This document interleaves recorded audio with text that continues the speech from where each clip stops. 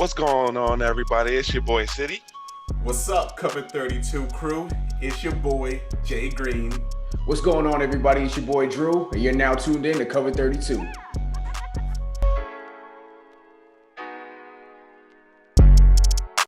What's going on, everybody? Welcome back to another episode of Cover 32. Jordan and Sid, what's going on, people? What's good? What up, boys? 32. So we hope you guys had a good Super Bowl weekend. It's on a sad note. We know that football is now over, but yeah, exactly. But the Super Bowl is always good. And of course, for a sports talk show, like we have a great topic for a show.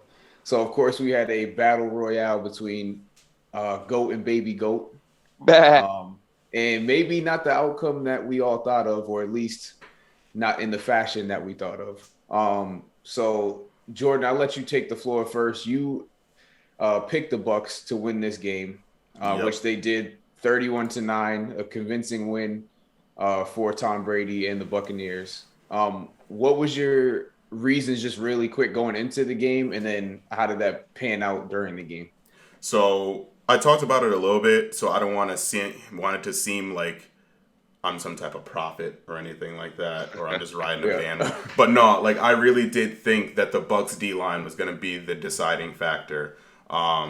When I first saw that the Chiefs were missing a couple pieces on the offensive line, with a healthy offensive line, Green Bay couldn't even stand up to this deep pass rush. And so that told me that if KC's offensive line is anything less than 100%, there's going to be trouble.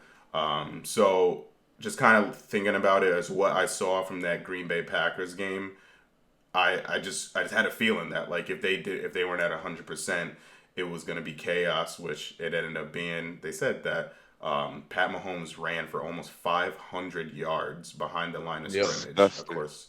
Across the course of the game. So that was my deciding factor. Yeah, no, I agree with you on that. Sid, what were some of your takeaways from this? I know you picked the Chiefs as well, as I did. I'm assuming you didn't expect it to be 31-9 Tampa Bay at the end of this game. Oh, man, listen. This game was, to me, it was a great Super Bowl to watch. To a lot of people, it might have been kind of boring, but to me, it was a great Super Bowl. I picked the Chiefs to win. I thought they were going to be able to overcome the injuries. You know how it is. Like if you ever played football, you're always in a next man up mentality. So did I know that the tackles was going to affect the offensive line and the conduciveness of it? I did, but I didn't think it was going to actually halt them from scoring touchdowns. I think that one of the biggest takeaways for me personally, I think that the Chiefs had a plan A, but didn't have a plan B or a C or a D. It looked like they had one goal and one game plan, and when it kind of got exposed, they really just had nowhere to go. I mean, Patrick Mahomes started just playing his best backyard football that I personally have ever seen. I mean, definitely A+ for effort. But when you have people like Darrell Williams and who was it? It was Darrell Williams and McCole Hardman are your guys that have to step up. That game plan really got exposed. Now, did I personally think that they're going to be able to take Tyreek Hill all the way out the game like that? Nah. So Todd Bowles, that's crazy. I mean, for Tyreek to go from 13 receptions, almost 300 yards and 3 TDs a few weeks before, and to be held to what was it, 30 yards or something like that? A couple something catches. Crazy. He might have got some garbage time stats. Yeah, see, man, that's between that game plan, that lackluster offensive game plan they had, and seeing Mahomes struggle like that was just weird to me. I'm not used to it. They weren't used to it, and I feel like nobody was really used to that. So I mean, cool. Like Jordan, bro. I was I wasn't completely against you when you picked the Bucks, but you had to feel good sitting on that couch watching Tom go to work. Oh man, it's the first time I think in history I've ever rooted for Tom. I've always rooted against him. That See, boy clocked into work. the only other time I rooted for Tom Brady was when they were playing the Eagles the last time because I didn't want Yeah, the Eagles to win the because Super you Bowl. got Yeah, it. exactly. So I was like, okay, go Patriots. But no, I picked the Chiefs again, not trying to go against Brady, just more so going forward. Uh, I mean, I'm a Mahomes fan, but I just thought on paper the high octane offense that the Chiefs have, I thought this was going to be a shootout, but the Chiefs finishing the job, and I my prediction was 37-33. Obviously that's not what happened. Just some stats to remind you guys. Mahomes 26 for 49 with 270 yards and two picks. So he threw it nearly 50 times. Compared to Brady's 21 of 29 for 201 and three touchdowns. So again, not a crazy day for Brady either, yards wise, but extremely efficient. From the rushing game, Clyde Edwards-Helaire, 9 carries, 64 yards, which actually wasn't that bad considering how the game was going. But Fournette, 16 carries, 89 yards, and a touchdown.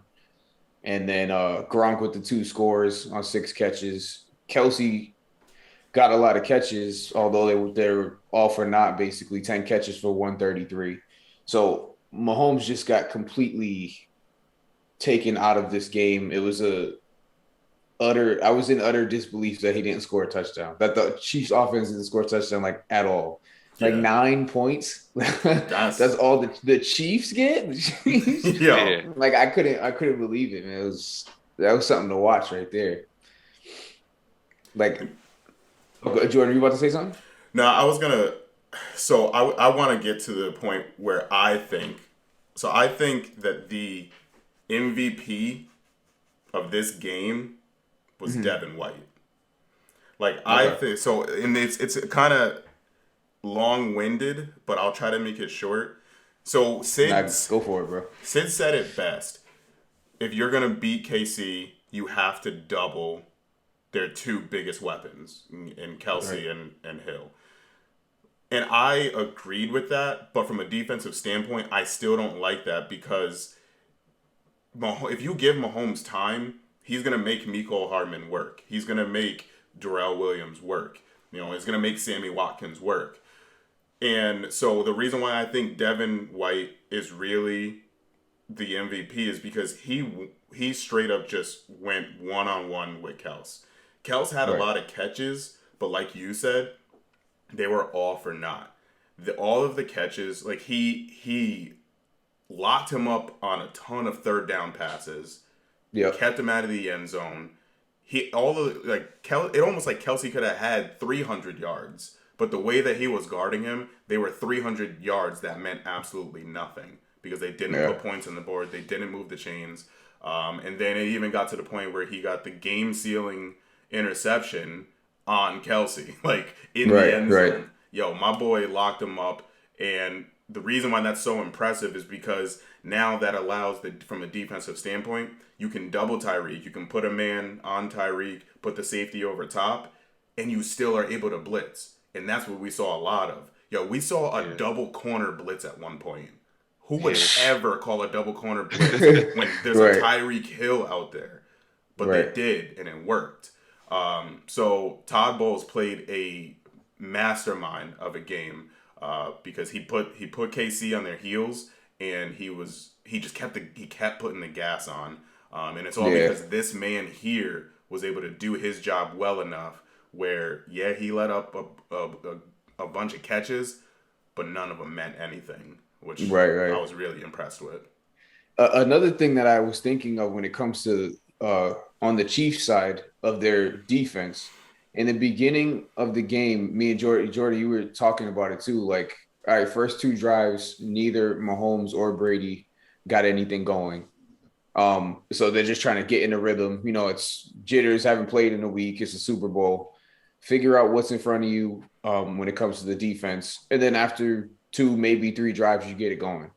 In the beginning of that game, the Chiefs were actually getting pressure on not too much. He only got hit 1 or 2 times. Brady did, and then for some reason I think that what they did, the defenses used exactly what they did the last time when they beat the Bucks, and thought that okay, we can go into the Super Bowl, do the same exact thing, and the same outcome will fall into place.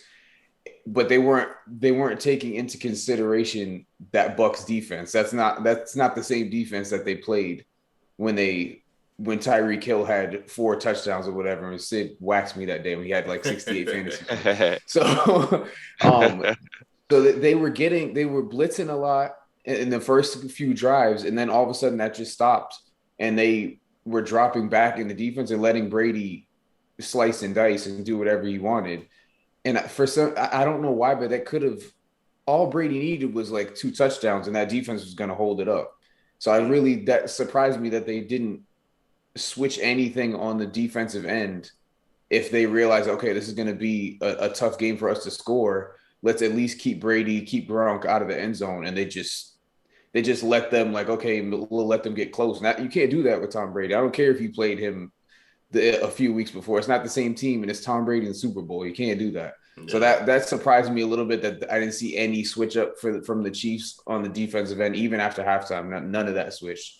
So that was weird for me. But, good for football heads. That was a good game, good defensive display by the Bucks, of course. Obviously, that adds to Brady's legacy.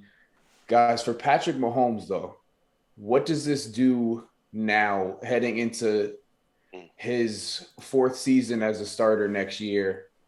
Obviously, he got completely picture kills me. Tore up. Like, yeah. Just look at the man's face, bro. And I so guarantee much pain on that boy's face. Like he probably threw this ball about 30 yards, and his fingers aren't even on the laces. Yeah, that's all elbow. Like, it's insane. So obviously he's a tremendous arm talent, great quarterback. Yeah. What's this gonna do for his mental, for the Chiefs going into next season? How do you guys think this game is gonna affect Patrick Mahomes in general going into next season?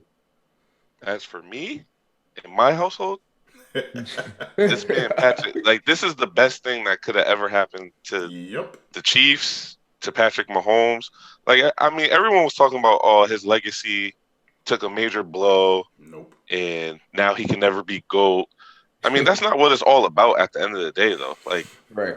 This man Mahomes, let's face it, the Chiefs were kind of complacent, and they even admitted, like, they were kind of getting bored this year. I mean, they were walking out on the field knowing we're putting up 35, so y'all got to put up 35 too.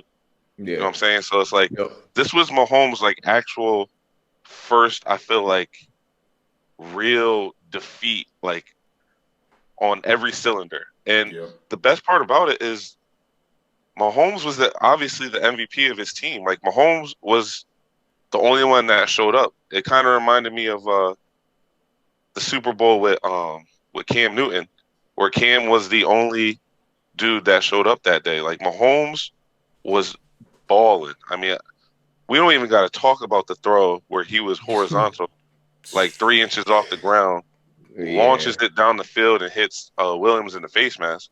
Looked like Superman when he threw it. Yeah. The Chiefs, when you're winning as much as the Chiefs, let's face it, they had a lot of things they needed to work on this year, because this year was far from flawless to them.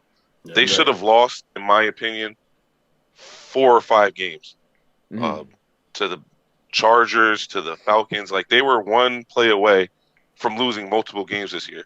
But when you're winning, it's like, why change anything? Why do anything different? Right. So I think that there's obviously going to be some things addressed for next season. I think Mahomes' hunger is going through the roof right now, because he already thinking like, all right, it's about to have a rematch next year. Obviously, the offensive line is going to need some work.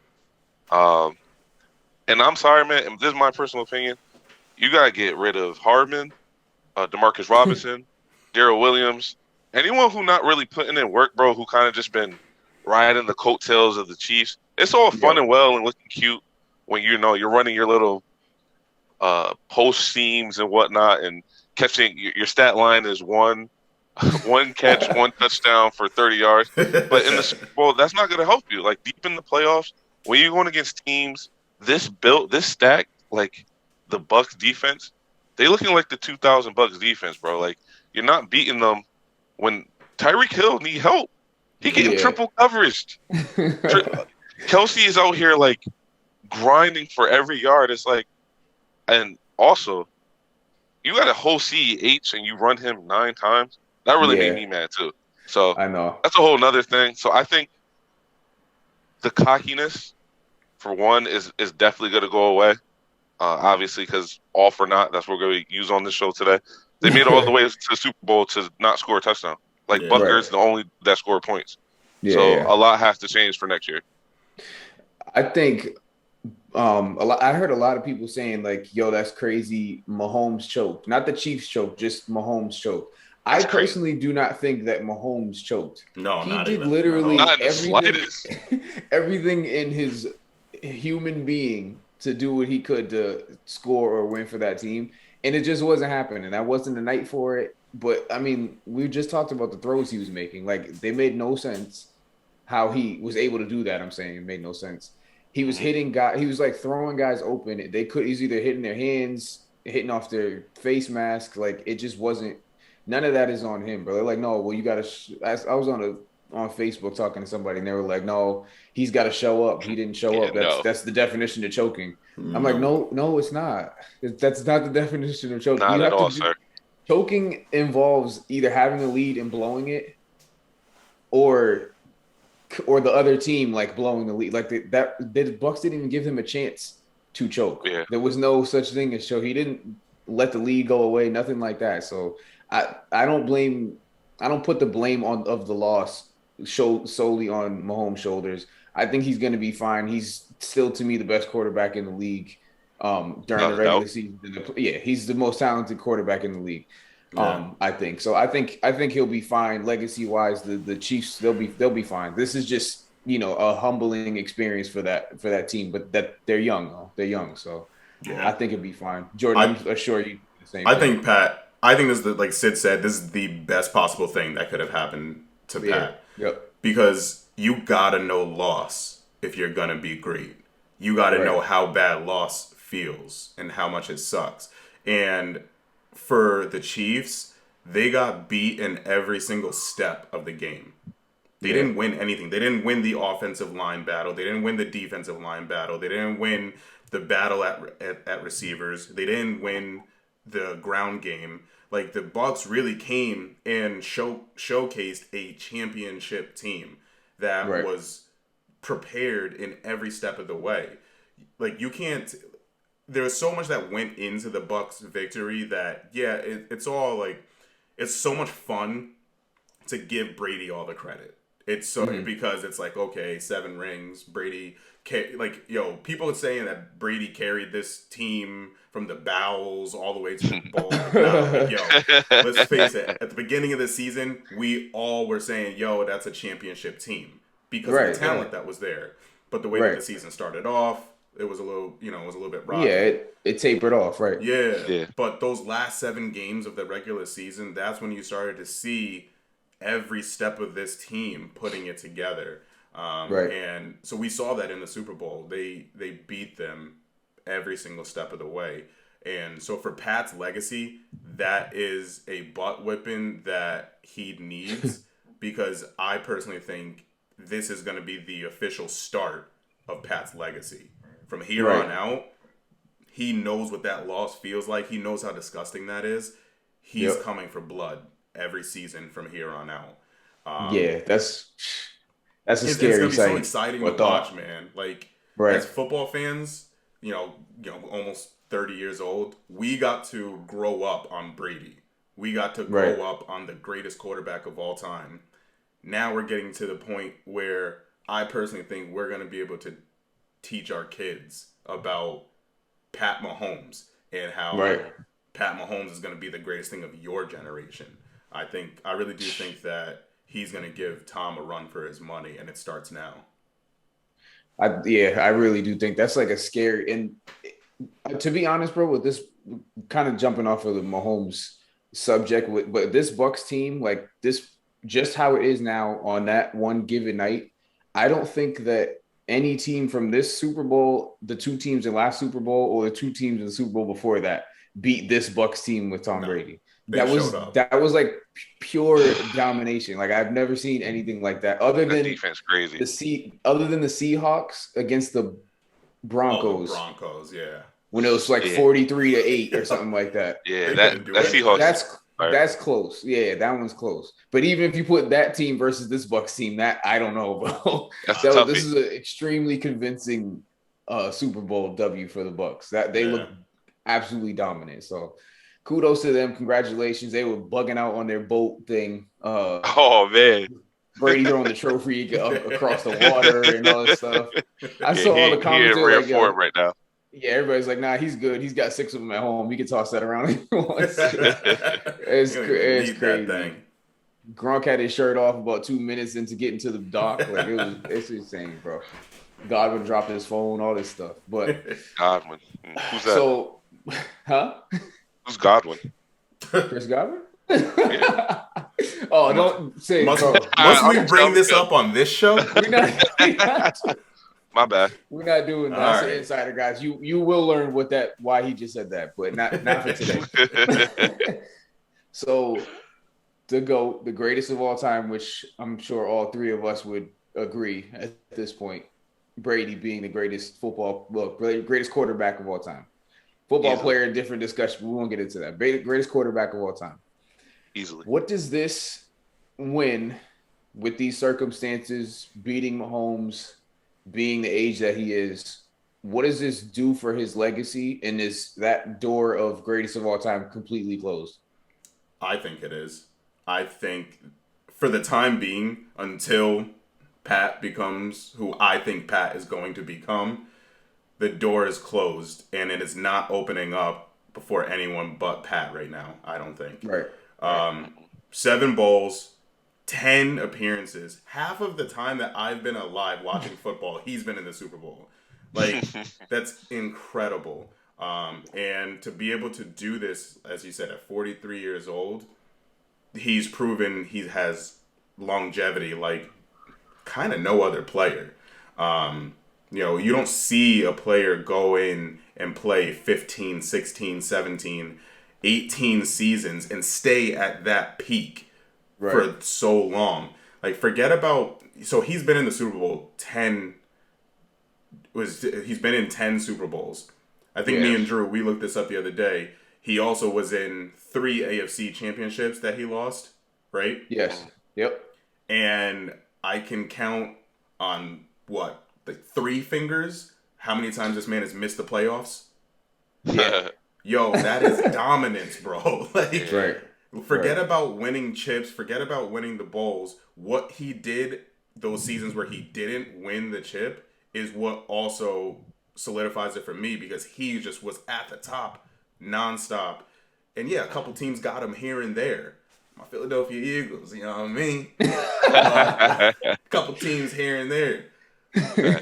But I really think that is the definition of dominance, of being at the top for so long. And honestly, like the way he looked with this team, I think he could do it 2 more times if he really wanted to. It's gonna get tougher, but this was the first Super Bowl where I really learned my lesson from before and said I will never bet against Brady, and it finally panned out for him, because he's different, yo.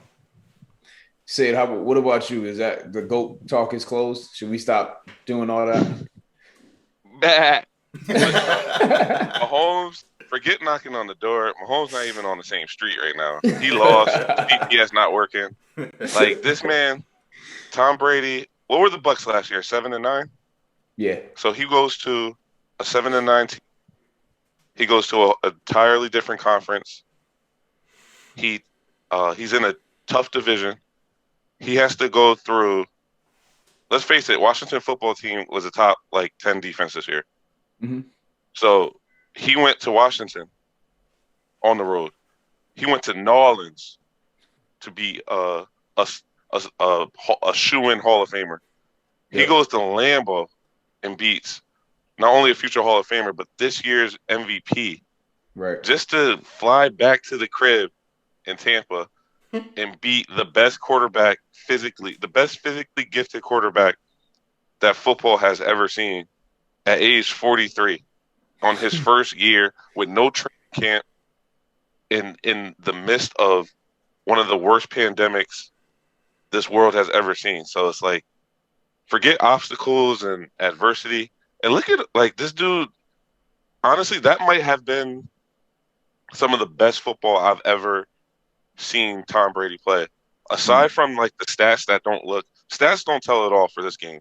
If you were Right. actually physically watching Tom in the second, third, and fourth quarter, he wasn't making mistake. He didn't know what a mistake was. He looked clean back there. Just Right. he didn't look 43. He looked Nah. 25. Like he was just the balls were accurate. The team was just ignited. He was fierce. What Skip Bayless call it? Psycho Tom when he got in Matthew's face. That was one of the best Yeah. Super Bowls I ever seen. Despite the score, that jump was incredible to watch. Yeah. It was pure dominance on the Bucks and also for Tom Brady, of course. So I think that door is completely shut. Brady is the GOAT. He can literally do no wrong at this point. If he goes to the next 3 Super Bowls and loses, for Don't me matter. personally, that don't matter to me. Yeah, that don't matter Yeah. because what he did in this span of time, I was 6 when I first watched Tom Brady. I'm now 26 and still watching That's Tom crazy. Brady in the Super Bowl. So that's insane. So with him being the greatest football player of all time, a lot of chatter in the sports world has been going anytime one of the greatest plays, whether it's him, whether it's LeBron, Tiger Woods, anybody at the top of a sport, the rankings always come out. Okay, so where does this person place on the Mount Rushmore of sports?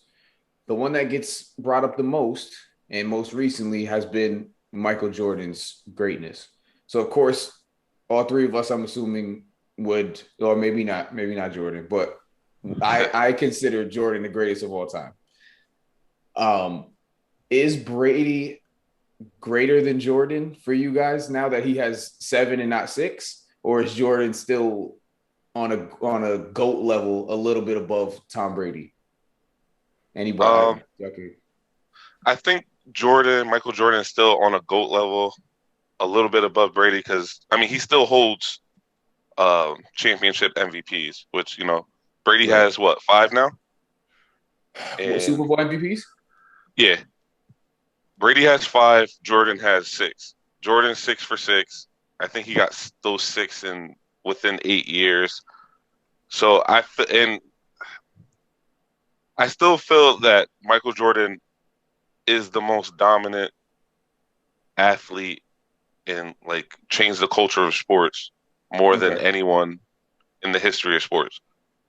Not saying that Brady like breathing on his neck at this point. Like I don't know if we have in this conversation next year after another Super Bowl MVP, it's not going to be as easy for me to answer that. But as far as right now, I tip my hat slightly to Jordan just because in the years that he did it, and he just never lost the finals ever.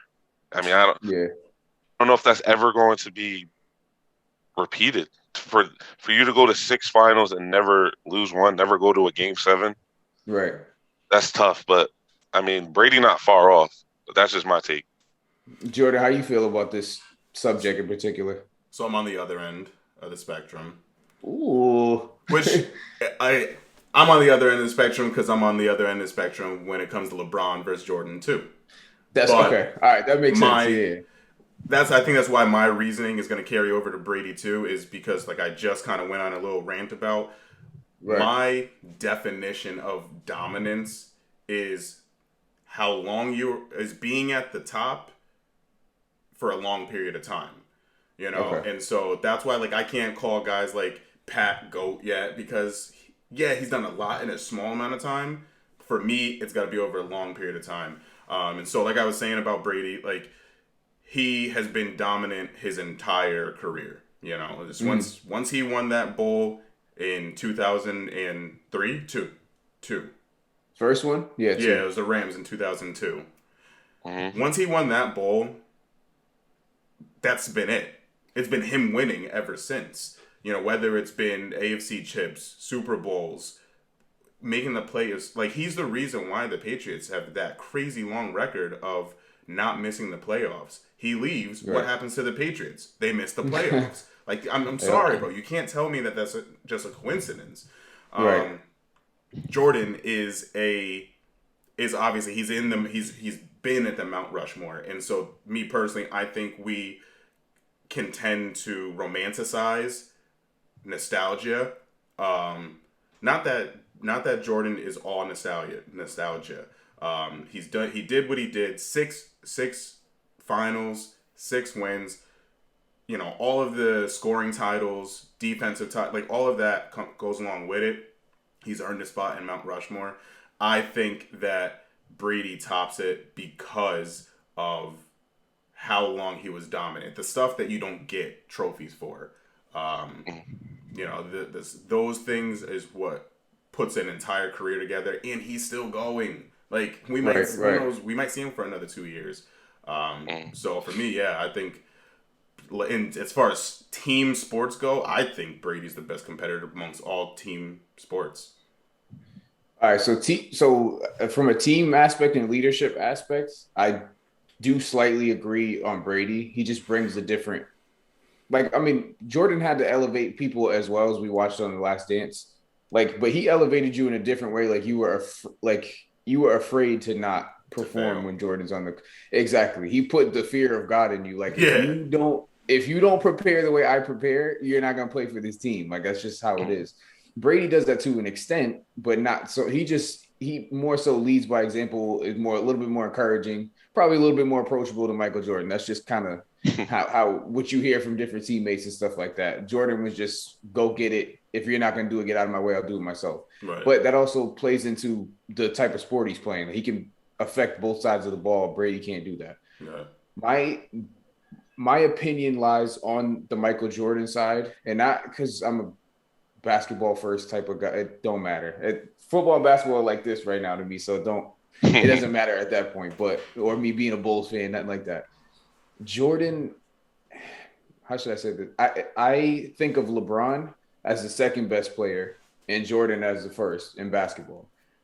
For football, I consider Brady the greatest quarterback of all time, but there's nobody that won other than Joe Montana, like 6 for 6 with 6 Super Bowl MVPs in like a short span of time, and there was nobody touching. There's nobody like that, so that goes to Brady. And I can see the both sides of the fence when it comes to Jordan and LeBron. I just prefer the Jordan side of that because when he was playing at his, not even at his prime, he was knocking out the best players in the league. Like he beat Magic in the finals. He never beat Bird in the playoffs, but those guys, he cemented himself in that category very early on in his career. And then just completely, like, there was no doubt at any point that Jordan was the best player in the league, like, regardless. And that, again, that may be because there's more players in football, there's a bigger team and all that stuff. But Jordan has 6 finals MVPs, has never lost, like Sid said, and has like I don't know how many scoring titles, but I think he took maybe 2 years off of scoring titles. But every time he won the championship, he was the lead, the scoring leader in the league. So I Yeah. just think that yes, his window was smaller than Brady's. He didn't play 20 seasons, but how dominant he was in those seasons makes me put like there was like literally no competition compared. And don't get me wrong, the league was good. Yeah. It was very competitive. It's just that it gets real competitive until you have to face Michael Jordan. Never had to hit a fourth quarter game 7 buzzer beater, nothing like that. He didn't even let it get to game 7. So I just think that the dominance aspect of it, I would give a slight edge to Jordan, but I can't really fault anybody for thinking that Brady is the greatest athlete of all time when it compares to Jordan. I just side on Jordan's side right now just because of the level of dominance and the perfection of Yeah. championship runs. So. Yeah. And it's But hard comparing two sports. like Right. that. It is. Yeah, It is. Because I Yeah. definitely remember, these two sports. because right after the bowl, I remember I put in like our chat, and I was like, Yep. I think that Tom is the greatest competitor ever. And Right. then someone immediately rebutted and was like, I don't know, Serena. And I'm like, holy cow, yeah, you're right. Like, there's Yeah. so many other. It's how do you compare Tom Brady to Serena? Right. How do you do Yeah. that? You know, like, Right. yeah, Right. you know, she's go in that aspect, but Mhm. then there's so many arguments to be made. So I think it's hard comparing sport to sport. But Preference. yeah, but Yeah. that Mount Exactly. Rushmore, you gotta make some room for at least half of Brady's face, at least. Yeah. No. I That's a think fact. Brady's on the Mount He's Rushmore. I gotta be, think. He is. man. Yeah, He he's has on to the be. Mount Rushmore. We'll do a Mount Rushmore episode too. That's a Yeah, good idea. But get our boy because Wiley to then make the graphic. exactly not that we follow what's it called, hockey or anything heavy or at all. But like you could put Wayne Gretzky in that thing too. Everybody knows Put who Wayne Gretzky. Gretzky is, Yeah, and he was absolutely like ridiculous with scoring goals and assists and just dominant, bro. He's easily the greatest hockey player ever. So that Easily. it's hard to compare the sports, bro. It really is. But this one came up a lot over the past couple of days when the Super Bowl finished up. So I thought we'd hit that. This is going to be our ongoing topic, of course, once we start getting into basketball throughout the episodes. Yep. That's going to come up a lot. So good episode, fellas. Thank you guys for tuning in, giving your input. Everybody on YouTube or listening on Apple Podcasts or Spotify, wherever you listen to your podcast, thank you for tuning in. Continue to like, share, subscribe, smash that like button on YouTube. Get our follower counts up, get our subscribers up. We're just going to keep pumping out the content for you guys. If you like it, we'll see those numbers go up anyway. So continue to support us and shout us out, and we'll keep giving you guys the content. So from Drew, from Jordan, from Sid, this has been another episode of Cover 32, and we will catch you guys on the flip side. Tyreek Hill. Peace.